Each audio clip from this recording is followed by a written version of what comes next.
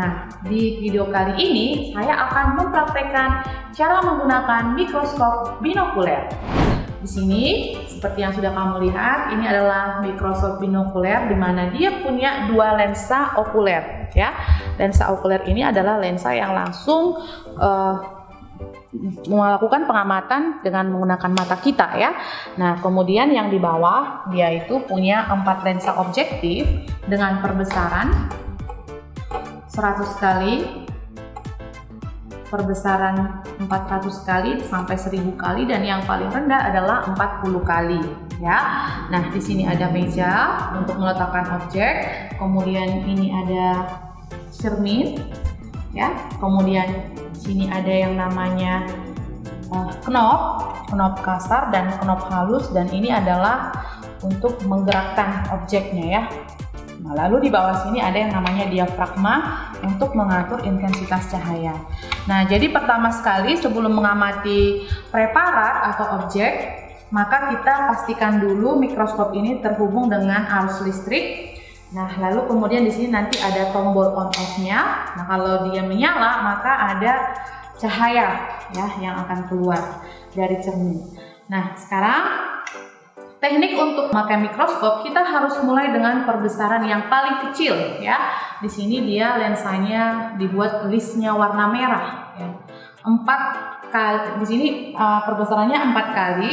Lensa okuler itu 10 kali. Maka 4 dikali 10 itu perbesarannya 40 kali, ya.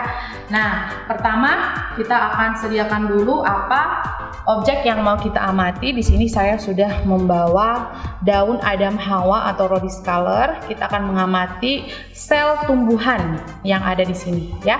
Nah, pertama kita sayat dengan tipis dulu bagian ungunya, ya, dengan menggunakan silet. Kemudian kita tekukan siletnya dan kita sayat setipis mungkin sehingga nanti dia menghasilkan epidermis yang hanya 1 lapis, ya. Nah, seperti ini. Nah, maka akan dapat 1 lapis jaringan epidermis. Nah, lalu kita menggunakan air, kita tetesi air di atasnya, di atas objek gelas, lalu kita letakkan si preparat yang sudah kita sayat tadi, lalu kita tutup dengan menggunakan cover dengan kemiringan 45 derajat untuk menghindari terbentuknya gelembung udara, ya, sehingga tidak menyamarkan hasil pengamatan kita. Nah, lalu kita akan letakkan di atas meja benda atau meja objek, kemudian kita jepit dengan menggunakan penjepit, lalu kita atur posisinya tepat di tengah, ya, di tengah dari sumber cahaya tadi, dan kita gerakkan dengan menggunakan knop kasar, ya.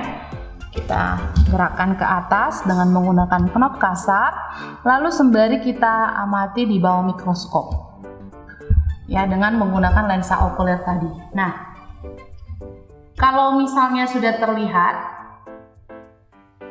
jelas, kita tinggal memfokuskan dengan menggunakan knop kecil, ya, seperti ini. Lalu kita bisa gerak-gerakkan untuk melihat sel yang jelas. Nah, kalau misalnya sudah jelas, maka tampilannya akan seperti ini. Kita bisa atur cahaya. Kalau terlalu terang, kita bisa redupkan dengan menggunakan diafragma. Kalau perbesaran 40 kali kan dia hanya menampilkan sel keseluruhan, tapi dengan ukuran yang kecil.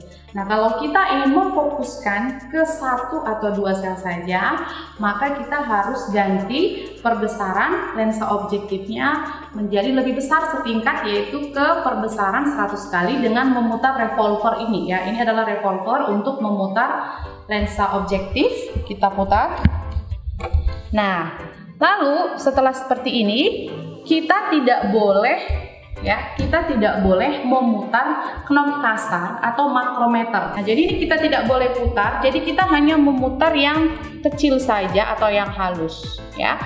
Jadi kita putar sembari kita fokuskan sel yang mau kita amati, dan kita bisa gerak-gerakkan sel yang mau kita amati ya. Jadi tidak lagi memutar makrometer atau yang knob kasarnya.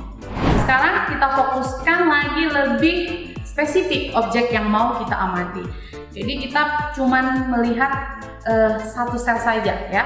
Maka yang kita lakukan, putar revolver lensa objektif dengan perbesaran yang lebih besar. Ya, di sini kita menggunakan perbesaran yang 400 kali.